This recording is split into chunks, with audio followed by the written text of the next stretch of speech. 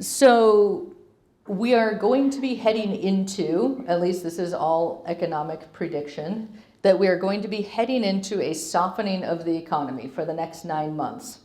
If you haven't heard it in your boardroom yet, and if you have not had your budget conversation yet, if your company's monitoring economic data, they're going to be putting significant pressure on your 2020 budget. So we've talked about CFO love language, and we talked about not spewing vanity metrics. You're eroding your trust, and it really doesn't matter to the bottom line. Those are two things that your entire marketing organization needs to do. So the people that are managing all of the tactics that are going on in your organization, they need to stop embracing the vanity metrics also. It's a cultural shift within our departments that has to start with us as the marketing leaders, that stop letting every single person in our department hold on to those metrics that make them feel good but don't matter. Because guess what? Guess who's on the chopping block in the boardroom when all we have is vanity metrics from all of our agencies and all of the people in our departments? It's us, the heads of the department. We have to teach everybody to give us better data, start tracking better data. If we start asking for it, instead of that huge giant data cleanup mess, which someone still has to do to start with, but everyone now is responsible for better, cleaner data, because it's part of what you do in your job. So the next things that I wanted to talk about is aligning your budgets with the metrics that matter. When we go in with companies and we're kind of developing that measurement strategy, one of the big things that we do is we entirely dissect their budget and we put it into an order that matters for the return on investment that we're looking for each of those dollars spent. That's part of speaking the CFO love language. A really good example of that is at Atomic Revenue when we're sponsoring an event.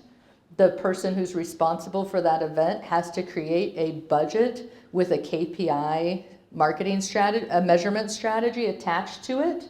And then they have to define how are we going to collect all of the data required to produce these metrics to show that we're getting an ROI.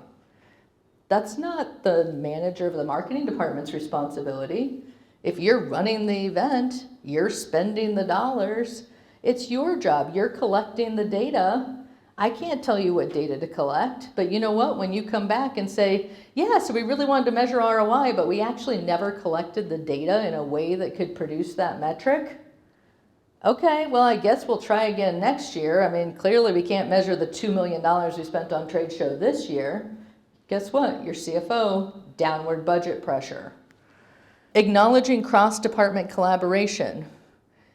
It's not all in one department. Everybody has to work together. Again, marketing can bridge that gap. Establishing a reporting cadence for ROI confidence. 100% agree with Jenny. Do not make your dashboards available to everybody. And we just now started scrubbing how many views on social media posts went to one of our Washington, D.C. clients' boardrooms.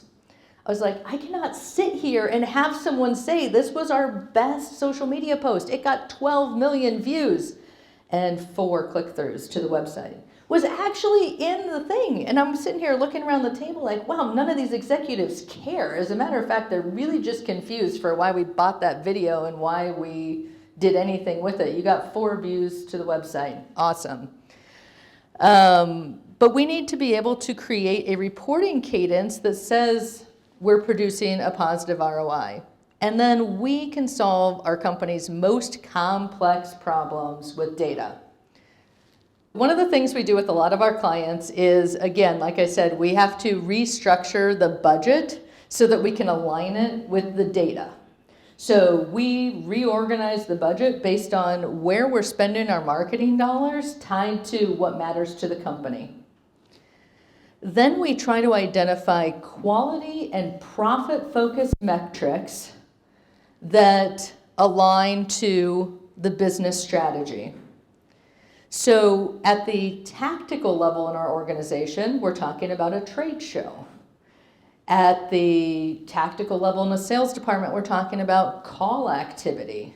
But you'll see here at the boardroom level, where we've tied together all of the pieces, cost per lead by source for trade show is one of four, right? One of four ways that we create awareness is trade show.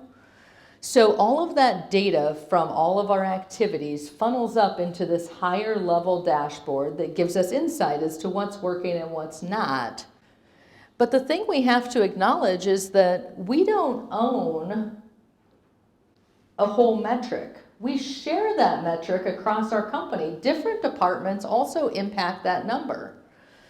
So lots of times departments are held accountable. I'm just going to say sales conversion. Sales departments held accountable for sales conversion. You know what? Marketing is equally responsible for sales conversion. So marketing and sales have to team up on some of these things that most organizations are entirely separately siloed. You're not working together on those things. We have to break down those silos. Down here, so many companies are completely ignoring the fact that you have equal amounts of revenue potential after you've delivered on the promises you made to close a customer. Equal revenue potential down here as you had filling the funnel. And so many people are so focused on filling the funnel. We need to grow, we need to grow, we need to fill the funnel. Well, have you done anything down here? Business intelligence would tell you how you need to be spending budget down here to retain and expand your existing customers and turn them into advocates, because every dollar that your business earns down here is your most profitable dollar. Every lead you get from customer advocacy is your most profitable lead. But marketing is lots of times isolated to top of the funnel. We're not very well integrated with the service teams. We're not very well integrated with the support teams. When we're putting in CRM systems and you're trying to get the data that measures all of this, it's put in to support the sales team. Well, guess what? Marketing isn't getting their data that they need to run more effective campaigns. And guess what else? Every time a customer makes a service call, sales has no idea. So sales can't follow up with them to sell the next thing. Lots of times that last really ugly picture, this is your measurement strategy, kind of what you're starting with, and you're saying, hey, I'm going to do a budget. This is what we want to measure. We have to figure out, do we have the data to measure these things? Most organizations don't, especially if you've existed for a long time. Your systems are not even capturing this data. So we have to figure out, what can we measure now and what's a future state measurement that we have to create a strategy around how we're going to collect that data. And in most cases, it starts off with a very manual, laborious process of getting data from finance and getting data from sales and getting the data from the marketing department and doing a lot of manual calculations to create a very nice looking board presentation of your data that says, we asked you for budget to spend in these areas. These are the numbers that we're looking to move with that budget. How often would you like to see these numbers? Real-time data is important for us who are managing the department or managing the activities, but you know what? Real-time data is real scary in the hands of an executive board. Real-time data, they don't understand when one piece might be missing and you need to update something.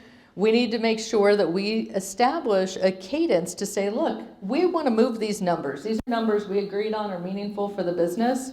How about quarterly?